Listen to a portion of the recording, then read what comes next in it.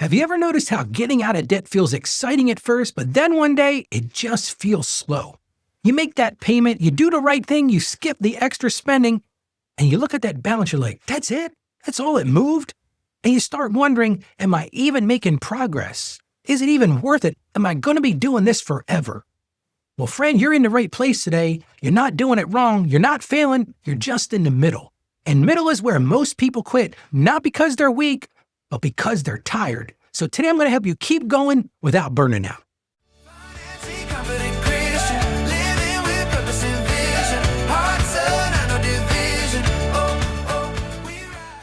Hey friend, Ralph E. Step Jr. here.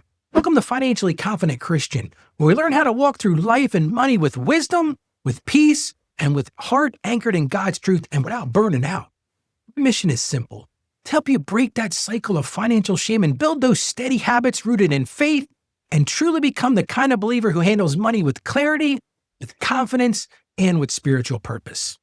Yesterday, we talked about how to choose a debt payoff plan that works for you. We talked about the snowball method and the avalanche method, and we put together a clear path forward. Today, we're going to talk about what happens after that excitement fades, when you're doing all the right things, but the finish line just feels so far away. This episode is for the long haul. A listener wrote me and said, Ralph, I started strong with my debt plan, but now it just feels endless. How do I stay motivated when progress feels so slow? And that's an honest question. And it tells me something important, which is great. You haven't quit. You're just tired. You're facing that burnout. Because underneath that question is this. What you're really saying is, I'm doing the work, Ralph, but I don't feel the reward yet. I'm so afraid I'm going to lose momentum. I don't want to give up, but I'm feeling discouraged. And friend, this isn't a discipline problem. It's what they call a middle mile problem. Almost every meaningful journey gets hardest right there in the middle. Because the beginning has the excitement, oh, I want to do this. And the end has the, yeah, I did it celebration. But that middle feels quiet. But guess what? God meets us in the quiet. Let me say it this way. In the middle is where you learn whether you're chasing a feeling or building a life. Because motivation is a feeling, but faithfulness, that's a decision. And debt freedom is built more by faithfulness than by hype. And over the years, I've walked with so many people through debt payoff journeys, and it is a journey. And let me tell you right now, the ones who finish, they're not always the ones who go fastest. They're the ones who learn how to encourage themselves along the way. Motivation isn't something you find once. It's something you tend like a fire. Think about a fire. You got to keep feeding it. Think about one couple in particular. These folks were faithful. They were consistent. They were very patient. But halfway through their plan, they felt worn down. Listen, I've been there. So we made one small change. We stopped measuring only the balance. That's what we were doing at first. We were measuring the balances. And we started measuring the distance traveled. Think about that for a second. Think about it like a diet. It's so easy to say, well, my goal is I want to lose 50 pounds. But that seems discouraging when you're in the middle. But if you say, hey, look, I've already lost 40 pounds. I've already lost 35 pounds. We did the same thing with the money. There were months with no new debt. We celebrated that. We celebrated payments made on time. We celebrated habits held under pressure. And one day they said, we're not where we want to be, Ralph, but we're not where we started. And see, that was a shift because discouragement shrinks when progress becomes visible. So here's today's general question. What if staying motivated isn't about pushing harder, but about seeing progress differently? Let's talk about how to keep going. Here's the thing I'm going to encourage you to do. Celebrate small wins on purpose. If you only celebrate the finish line, you will feel discouraged the whole way there.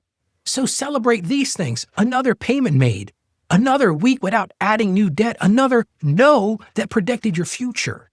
Friend, these are victories. These small wins aren't childish. They're fuel to keep you going. But you got to make progress visible.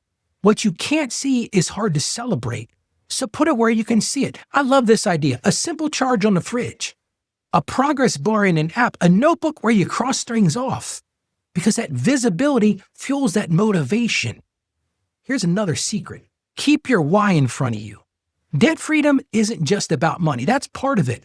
But for so many people, it's about peace. It's about margin. It's about generosity. For a lot of us, it's about rest.